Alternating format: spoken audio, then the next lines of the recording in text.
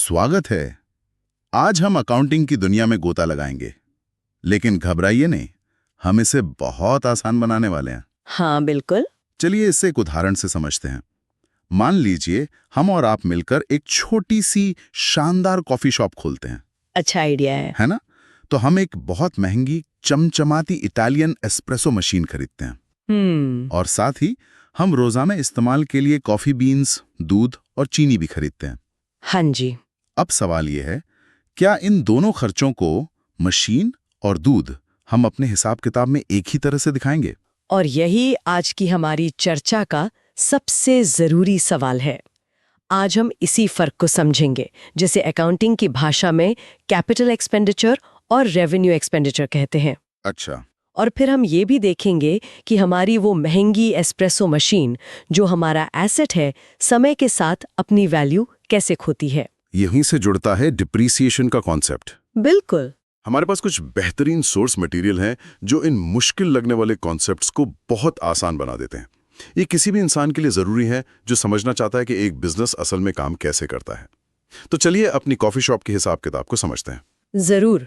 किसी भी बिजनेस की सही फाइनेंशियल हेल्थ समझने के लिए इन दो तरह के खर्चों का फर्क जानना सबसे पहला और सबसे जरूरी कदम है।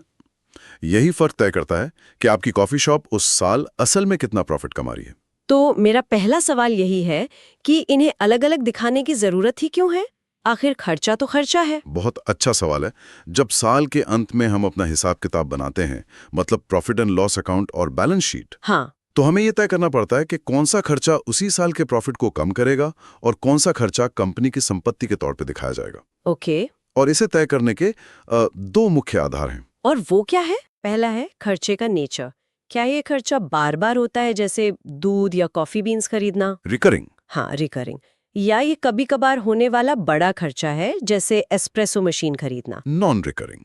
बिल्कुल। और दूसरा, और शायद ज्यादा जरूरी है, कमाई पर असर। क्या इस खर्चे का फायदा हमें सिर्फ आज या इसी महीने मिलेगा, या आने वाले कई सालों तक मिलता रहेगा? समझ गया।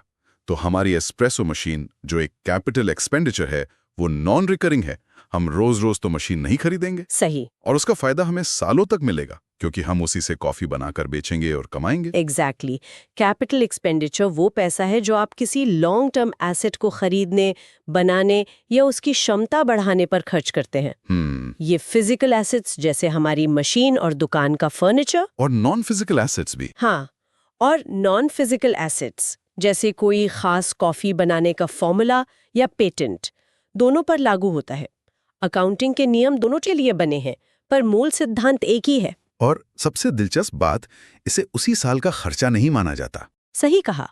इसे इनकम स्टेटमेंट में एक्सपेंस दिखाने की बजाय बैलेंस शीट पर कैपिटलाइज किया जाता है। एक मिनट, कैपिटलाइज करना, इसका आसान मतलब क्या हुआ? क्या इसका मतलब यह है कि इसे एकमुश्त खर्चा मानने की बजाय हम इसे अपनी कॉफी शॉप की संपत्ति यानी एसेट मान लेते हैं? आपने बिल्कुल सही नस पकड़ी है। अच्छा। आपने उस खर्चे को एक लॉन्ग टर्म इन्वेस्टमेंट में बदल दिया, न कि एक दिन के खर्चे में। ठीक है। और इसके ठीक उलट है रेवेन्यू एक्सपेंडिचर। जैसे हमारे कॉफी बीन्स, दूध, बिजली का बिल या हमारे स्टाफ की सैलरी। ये सब डे टू डे के खर्चे हैं। हाँ। जिनका फायदा हमें तुरंत मिलता है, पर लंबे समय तक नहीं। बिल्कुल। ये वो खर्चे हैं जो बिजनेस को रोज चलाने के लिए जरूरी हैं। इन्हें उसी साल के खर्चों में दिखाया जाता है और उसी साल की कमाई से घटा दिया जाता है। इसे अकाउंटिंग का मैचिंग प्रिंसिपल कहते हैं। अच्छा, मैचिंग प्रिंसिपल मतलब जिस साल कमाई हुई उसी साल उस कमाई को करने में लगे खर्चों को भी दिखाओ, ताकि प्रॉफिट की सही तस्वीर सामने आए। समझ गया। तो अगर हम अपनी कॉफी शॉप का एक छोटा सा हिसाब देखें, कैपिटल एक्सपेंडिचर यानी एस्प्रेसो मशीन एक बड़ा अमाउंट है। हाँ। जिसका मकसद हमारी अर्निंग कैपेसिटी बढ़ाना है और इसका फायदा लॉन्ग टर्म है। इसे हम अपनी बैलेंस शीट में दिखाएंगे। और रेवेन्यू एक्सपेंडिचर यानी कॉफी बीन्स और सैलरी छोटे और बार बार होने वाले खर्चे हैं। रिकरिंग। हाँ, इनका मकसद दुकान को चालू रखना है, फायदा शॉर्ट टर्म है, और इन्हें हम अपने प्रॉफिट एंड लॉस अकाउंट में दिखाएंगे। अच्छा, तो हमने अपनी महंगी एस्प्रेसो मशीन खरीद ली, उसे बैलेंस शीट में एक एसेट की तरह दिखा भी दिया, पर कहानी यही खत्म नहीं होती है ना? नहीं। क्योंकि असल दुनिया में चीजों की कीमत हमेशा एक जैसी नहीं रहती। 5 साल बाद हमारी मशीन की वैल्यू उतनी नहीं रहेगी। बिल्कुल नहीं रहेगी, और इसके कई कारण हैं। सबसे पहला और सीधा कारण है वेयर एंड टियर। मतलब इस्तेमाल करने से होने वाली सामान्य टूट फूट। हाँ, आप जितनी ज्यादा कॉफी बनाएंगे मशीन उतनी ही पुरानी होगी। सही बात है।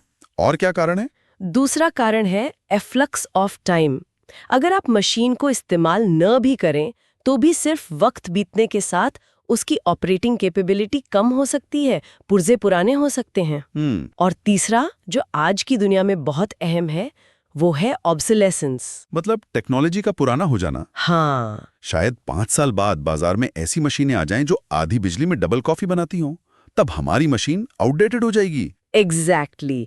इसके अलावा कोई एक्सीडेंट भी हो सकता है।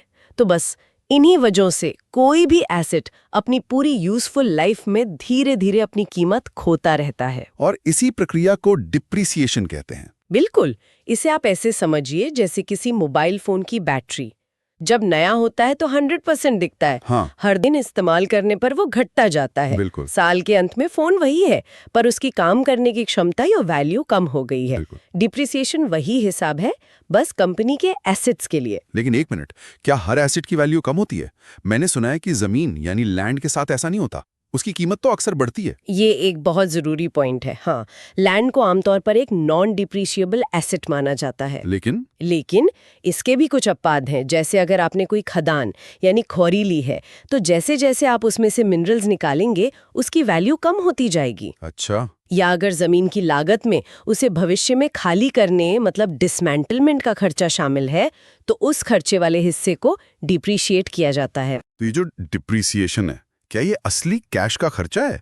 मतलब जब हमारी कॉफी शॉप अपनी मशीन पर डिप्रिसिएशन दिखाएगी तो क्या हमारे बैंक अकाउंट से कोई पैसा बाहर जाएगा? नहीं, और यही इसे सबसे दिलचस्प बनाता है। डिप्रिसिएशन एक नॉन कैश एक्सपेंस है। नॉन कैश एक्सपेंस मतलब ये वैसा ही है जैसे मैं कहूं कि मेरे फोन की वैल्यू 1 साल में 10,000 रुपए कम हो गई। मेरी जेब से कोई पैसा नहीं गया, पर मेरी कुल संपत्ति में से 10,000 की वैल्यू कम हो गई। क्या ये सही है? Perfect analogy. कंपनी के लिए भी बिल्कुल यही मतलब है। अच्छा। ये सिर्फ एक अकाउंटिंग एंट्री है जो ये दिखाती है कि उस साल बिजनेस ने अपने एसेट की कितनी वैल्यू इस्तेमाल या कंज्यूम कर ली है। तो फिर मेरा अगला सवाल यही है कि अगर कैश बाहर जा ही नहीं रहा तो फिर ये एंट्री करना, ये सब झंझट करना इतना जरूरी क्यों है? इसके 3 बहुत बड़े और महत्वपूर्ण कारण हैं। पहला, सही प्रॉफिट जानने के लिए। ओके। सोचिए, हमारी एस्प्रेसो मशीन 5 लाख की है और 10 साल चलेगी। अगर हम पूरी 5 लाख की लागत पहले ही साल के प्रॉफिट से घटा दें तो उस साल तो हमें भारी नुकसान दिखेगा, जो कि सच नहीं है। हाँ, वो तो गलत होगा। डेप्रिसिएशन उस 5 लाख की लागत को 10 सालों में बांट देता है ताकि हर साल के प्रॉफिट की सही तस्वीर दिखे। मतलब हर साल के प्रॉफिट से उतना ही खर्चा घटाया जाता है जितना उस साल उस एसेट से फायदा मिला। ये वही मैचिंग प्रिंसिपल हुआ। बिल्कुल। दूसरा कारण है सही फाइनेंशियल पोजीशन दिखाने के लिए। अगर हम अपनी बैलेंस शीट में 10 साल तक मशीन को 5 लाख पर ही दिखाते रहेंगे तो वो हमारी कॉफी शॉप की सच्ची आर्थिक स्थिति नहीं होगी। सही बात है। डेप्रिसिएशन हमारी बैलेंस शीट को अपडेट रखता है और एसेट की घटी हुई यानी सही वैल्यू दिखाता है। ठीक है, तो डेप्रिसिएशन से प्रॉफिट और कंपनी की वैल्यू सही दिखती है। ये तो ही कागजी बात। क्या इसका कोई असली टेंजिबल फायदा भी है? मतलब क्या इससे कंपनी को भविष्य में भी कोई मदद मिलती है? हाँ, और यही तीसरा और सबसे स्ट्रेटेजिक कारण है, एसेट को बदलने के लिए प्रोविजन बनाना। हाँ, कई समझदार कंपनियां जितना डेप्रिसिएशन अपनी किताबों में दिखाती हैं उतना ही कैश हर साल एक अलग फंड में रखती जाती हैं। एक मिनट, लेकिन डेप्रिसिएशन तो नॉन कैश खर्चा है जैसा हमने कहा, तो इससे असल में कैश जमा कैसे हो सकता है? ये तो बस किताबों में एक एंट्री है ना? आप सही जगह पर सवाल उठा रहे हैं। ये अपने आप कैश जमा नहीं करता। देखिए, डेप्रिसिएशन आपके प्रॉफिट को कम करता है। हाँ। जब प्रॉफिट कम होता है तो आप उस पर टैक्स भी कम देते हैं और शेयर होल्डर्स को डिविडेंड भी शायद कम देते हैं। अच्छा। इससे जो कैश कंपनी में बचता है, मैनेजमेंट उसे एक अलग फंड में रख सकता है। तो 10 साल बाद जब हमारी एस्प्रेसो मशीन पूरी तरह पुरानी हो जाएगी तो हमारे पास उस फंड में इतना पैसा जमा हो चुका होगा कि हम आसानी से एक नई मशीन खरीद सके। बिल्कुल। वाह, ये तो कमाल की लॉन्ग टर्म प्लानिंग है। ये तो समझ आ गया कि डेप्रिसिएशन क्यों जरूरी है, पर मेरे मन में सवाल ये है कि कंपनियां ये तय कैसे करती हैं कि हर साल कितनी वैल्यू कम हुई?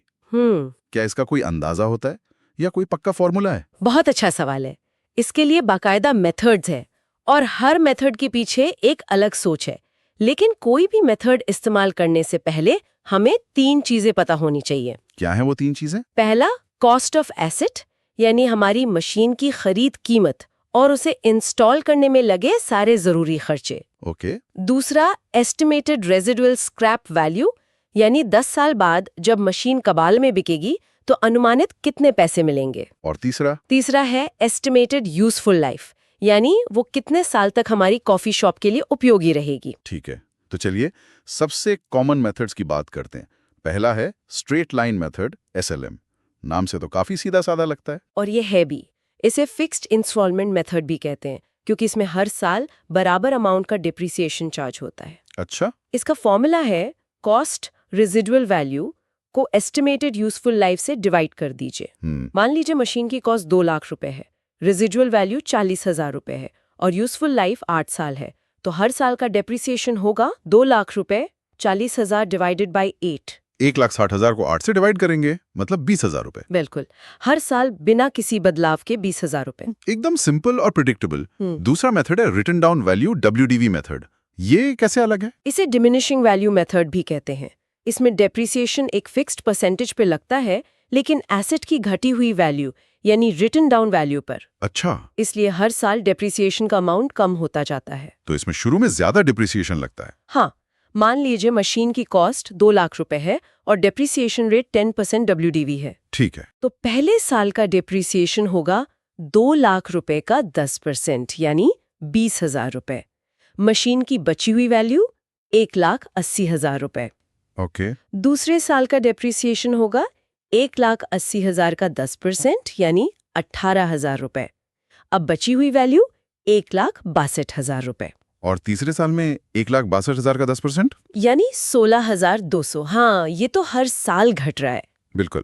यहाँ मेरे मन में एक सवाल आ रहा है, ये 2 अलग-अलग मेथड क्यों हैं? मतलब एक कंपनी SLM क्यों चुनेगी और दूसरी WDV क्यों? क्या इससे कोई फर्क पड़ता है? बहुत बड़ा फर्क पड़ता है और ये चुनाव कंपनी की सोच के बारे में बहुत कुछ बताता है। अच्छा। जो कंपनियां WDV मेथड चुनती हैं, वो मानती हैं कि एसेट शुरू के सालों में ज्यादा वैल्यू खोता है, जैसे एक नई कार या कंप्यूटर। हाँ, सही बात है। हमारी एस्प्रेसो मशीन भी शायद शुरू में ज्यादा एफिशिएंटली काम करे और बाद में मेंटेनेंस ज्यादा मांगे। WDV मेथड इस हकीकत के ज्यादा करीब है। इसका एक और फायदा है कि शुरू में ज्यादा खर्चा दिखाने से प्रॉफिट कम दिखता है, जो शायद टैक्स बचाने में भी मदद करे। और SLM कौन चुनता है? SLM मेथड एक स्थिर, प्रिडिक्टेबल खर्चा दिखाता है। ये उन कंपनियों या निवेशकों को पसंद आ सकता है जो हर तिमाही में एक जैसा स्थिर प्रदर्शन देखना चाहते हैं, ताकि प्लानिंग करना आसान हो जाए। हाँ, बिल्कुल।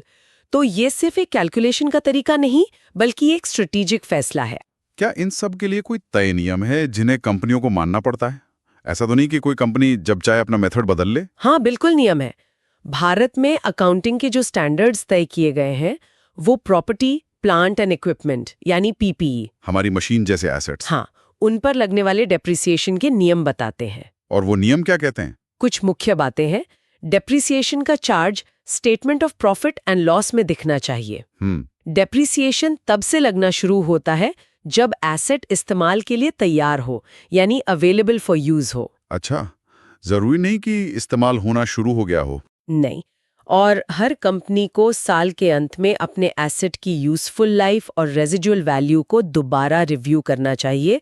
हो सकता है कोई नई टेक्नोलॉजी आने से हमारी मशीन की लाइफ कम हो गई हो। और क्या कंपनी अपना मेथड बदल सकती है? मान लीजिए हमारी कॉफी शॉप पहले SLM इस्तेमाल कर रही थी, अब WDV पर जाना चाहती है। आमतौर पर डेप्रिसिएशन का मेथड बदलना नहीं चाहिए, ताकि सालों के नतीजों की तुलना की जा सके। ठीक है। लेकिन हाँ, अगर कानून में कोई बदलाव हो या नए मेथड से बिजनेस की ज्यादा सही तस्वीर सामने आती हो, तो बदला जा सकता है। और अगर बदलें तो? अगर मेथड बदला जाता है तो उसका असर प्रोस्पेक्टिवली यानी आगे से दिखाया जाता है।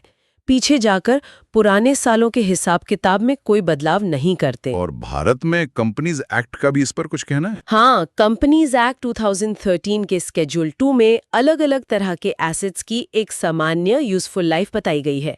कंपनियां या तो उस लाइफ को मान सकती हैं, या अगर उनके पास कोई मजबूत वजह है तो उससे अलग लाइफ भी अपना सकती हैं, लेकिन उन्हें इसका कारण बताना पड़ता है। तो आज हमने अपनी छोटी सी कॉफी शॉप के बहाने बिजनेस की एक बहुत बड़ी कहानी समझी। हाँ, हमने रोज के कॉफी बीन्स और एक बड़ी एस्प्रेसो मशीन के खर्चों का फर्क देखा। बिल्कुल। हमने देखा कि कैपिटल एक्सपेंडिचर से एक एसेट बनता है जो बिजनेस की नींव है, और फिर उस एसेट की वैल्यू समय के साथ घटती है, जिसे डेप्रिसिएशन कहते हैं।